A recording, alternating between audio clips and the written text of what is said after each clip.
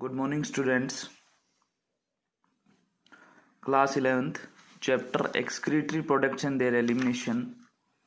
इसमें बेटा हमने मैकेनिज्म ऑफ यूरिन फॉर्मेशन पढ़ रहे थे और इसका फर्स्ट पार्ट जो है ग्लोमेरुलर फिल्ट्रेशन या जिसको अल्ट्रा फिल्ट्रेशन बोलते हैं वो कंप्लीट कर लिया था हमने। उसमें हमने पढ़ा था auto regulation of glomerular filtration के बारे में भी, जो इसका सेकंड पार्ट था कि 3 मैकेनिज्म्स से जो है ऑटो रेगुलेशन होता है ग्लोमेरुलर फिल्ट्रेट का या जीएफआर का हम कह सकते हैं। फर्स्ट था मायोजेनिक मैकेनिज्म, जिसमें पढ़ा कि जैसे ही बीपी बढ़ता है डिफरेंट आर्टीरियल स्ट्रेच हो जाता है और ब्लड फ्लो इंक्रीज हो जाता है ग्लोमेरुलस के अंदर, और जब आर्टीरियल जो है कॉन्ट्रैक्ट होता है तो डायमीटर जो है उसका रिड्यूज हो जाता है और ब्लड फ्लो इंक्रीज हो जाता है। सेकंड हमने पढ़ा एक्स्ट्रा ग्लोमेरुलर मैकेनिज्म के बारे में, जो कि क्या सिक्रेट करता है, एक एंजाइम सिक्रेट करता है जिसको रेनिन बोलते हैं। मॉड्यूलेट करता है वो ब्लड प्रेशर को और रीनल ब्लड फ्लो जो है इससे मॉड्यूलेट हो जाता है, तो ये रेगुलेट करता है जीएफआर को। थर्ड था न्यूरल कंट्रोल, जिसमें ब्लड वेसल्स जो है किडनी के वो इनर्वेटेड होते हैं by the nerve fibre of sympathetic neural nervous system, और जब कहते हैं नर्व फाइबर्स एक्टिवेट होते हैं तो कॉन्स्ट्रिक्शन होता है रीनल आर्टरीज के अंदर, जिससे रीनल फ्लो जो है डिक्रीज हो जाता है एंड ग्लोमेरुलर फिल्ट्रेशन रेट जो है वो भी डिक्रीज हो जाता है।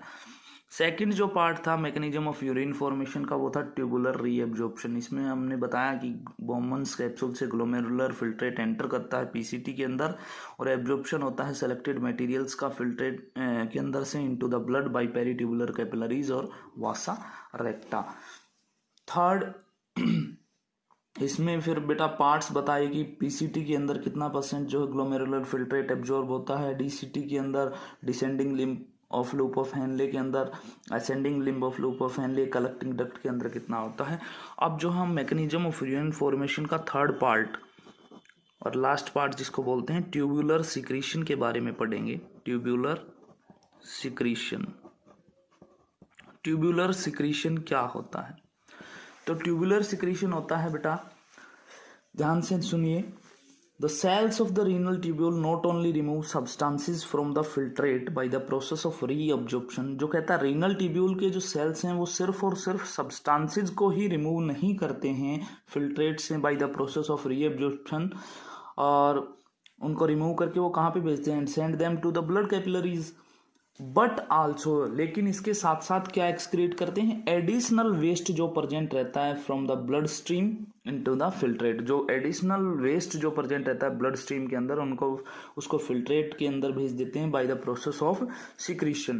तो हम कह सकते हैं बेटा ट्यूबुलर सिक्रीशन जो है बिल्कुल अपोजिट है किसका, ट्यूबुलर रीअब्जॉर्प्शन के। और ये किस तरीके से होता है देखिए, तो सबसे पहले इसमें हम लिखेंगे the cells of the renal tubule, the cells of the renal tubule not only remove substances from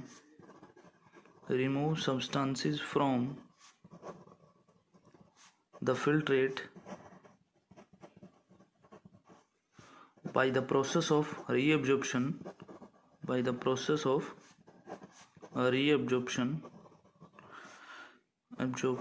and send them to blood capillaries, but also, लेकिन इसके साथ साथ और क्या होता है, but also excrete additional waste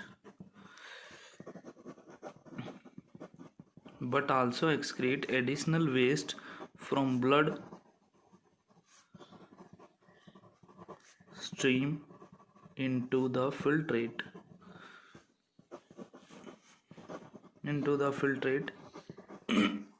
by the process of secretion. Thus we can say that tubular secretion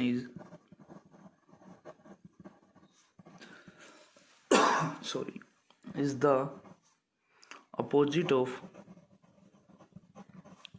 tubular reabsorption, and it occurs as follows.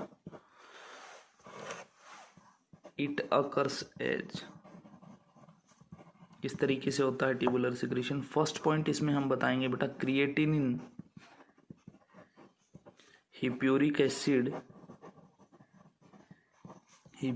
Acid, pigments, drugs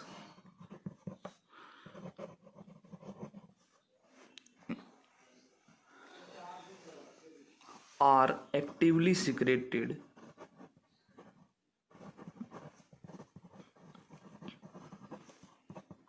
into filtrate in PCT from interstitial fluid। IF का मतलब interstitial fluid, hydrogen ions and ammonia ions and ammonia कह सकते हैं हम, are also secreted into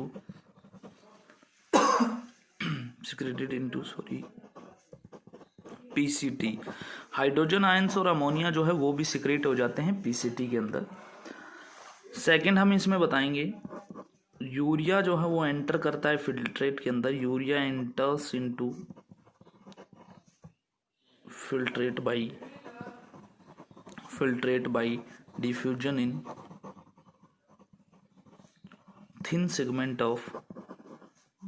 thin segment of ascending limb of loop of Henle।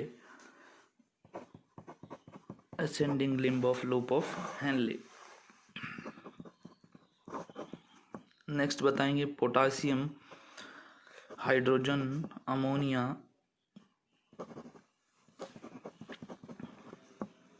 Hydrogen carbonate ions are secreted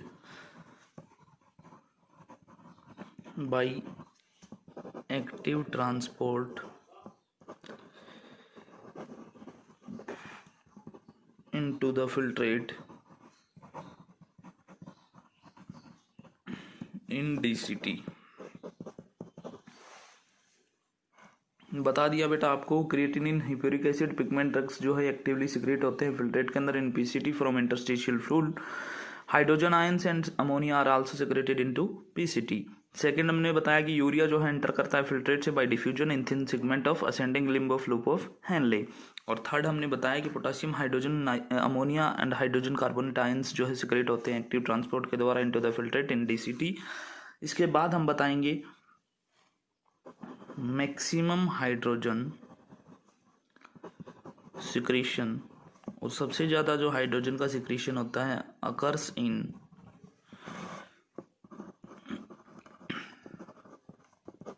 PCT। सबसे ज्यादा जो hydrogen का सिक्रीशन होता है वो कहाँ पे होता है? PCT के अंदर होता है। दूसरा बताएंगे removal of hydrogen and ammonia from blood in PCT and DCT helps to maintain pH of bloodstream। pH of bloodstream between 6 to 8। pH का ब्लड यूजुअली क्या होता है? 7.4 होता है बेटा।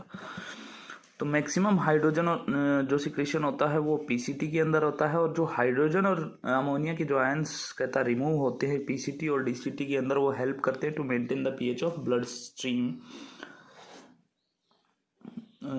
जो कि 6 to 8 रखते हैं, और pH जो है ब्लड का यूजुअली 7.4 होता है। नेक्स्ट इसके अंदर हम बताएंगे, नेक्स्ट जो पॉइंट है इंपॉर्टेंट है बेटा ये भी, tubular secretion plays minor role in function of human kidney के अंदर ट्यूबुलर सिक्रेशन एक माइनर रोल प्ले करता है, बट इन एनिमल्स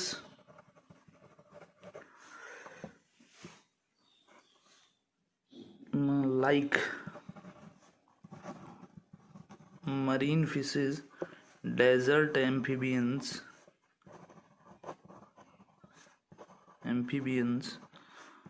इनके अंदर क्या होता है, whose nephrons do not poses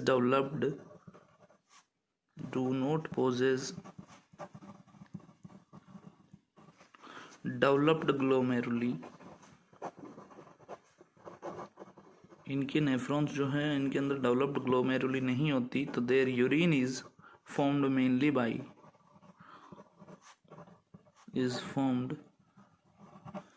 mainly by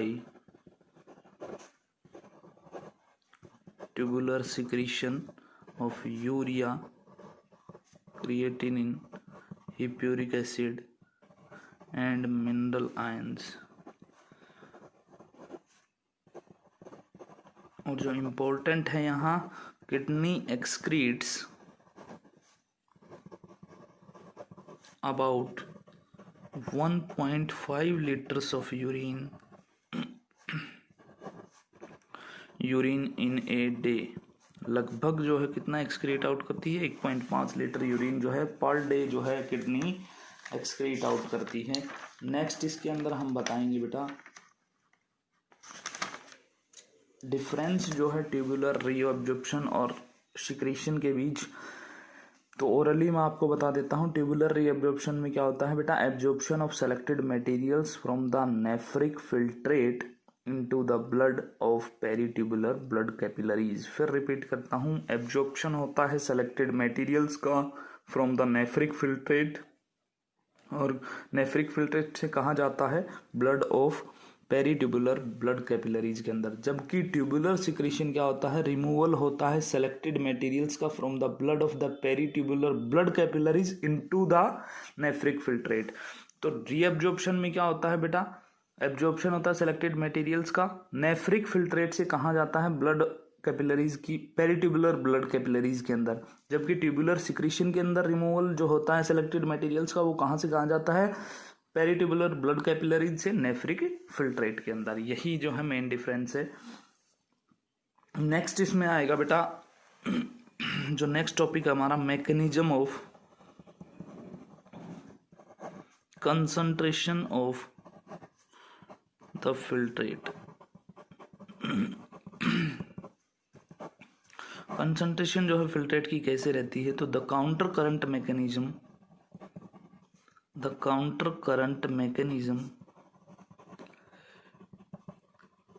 helps to concentrate the filtrate which occurs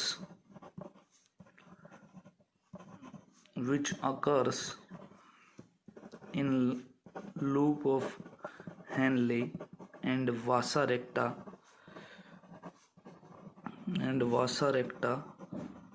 in medulla region of kidney।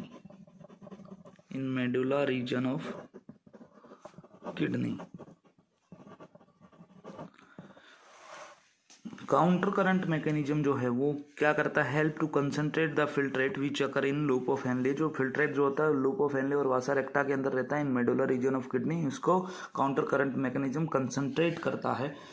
तो जो फ्लो होता है इसमें मैं आपको बेटा एक बार बता देता हूँ कि जो फ्लो होता है फिल्ट्रेट का लूप ऑफ हेनले के अंदर, दोनों लिम्स जो होती हैं, ascending and descending limb of loop of Henley is in opposite direction.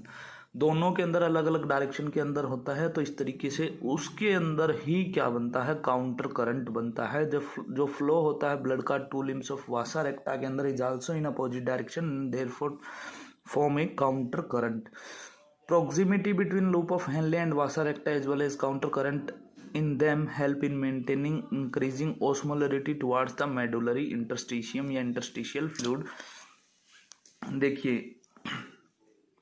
कल आपको डायग्राम से समझाएंगे, अभी मैं आपको एक बार बता देता हूँ कि जो दो लिम्स जो होती हैं, असेंडिंग एंड डिसेंडिंग लिम्ब, इस तरीके से ही होता है। यस, डिसेंडिंग लिम्ब हो गई और ये क्या हो गई, असेंडिंग लिम्ब हो गई लूप ऑफ हेनले की। इनके अंदर जो बेटा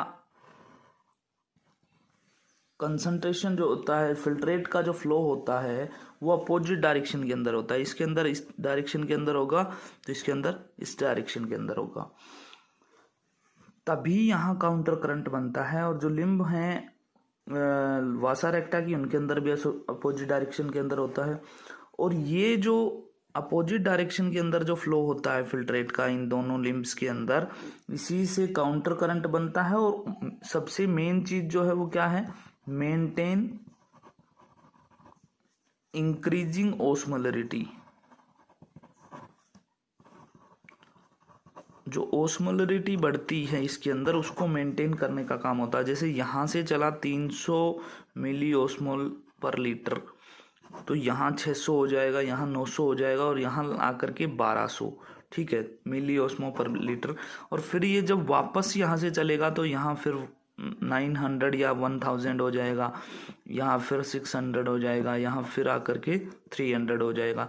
तो ये जो है क्या हो गया, बिल्कुल अपोजिट फ्लो हो गया दोनों का। इस कारण से यहाँ काउंटर करंट मैकेनिज्म हो जाता है और ये मेंटेन करता है osmolarity towards the medullary interstitium या मेडुलरी इंटरस्टिशियल फ्लूइड। और जो ग्रेडियंट है, जो मेन चीज है, ये किस कारण से हो रहा है, it is caused due to NaCl and urea.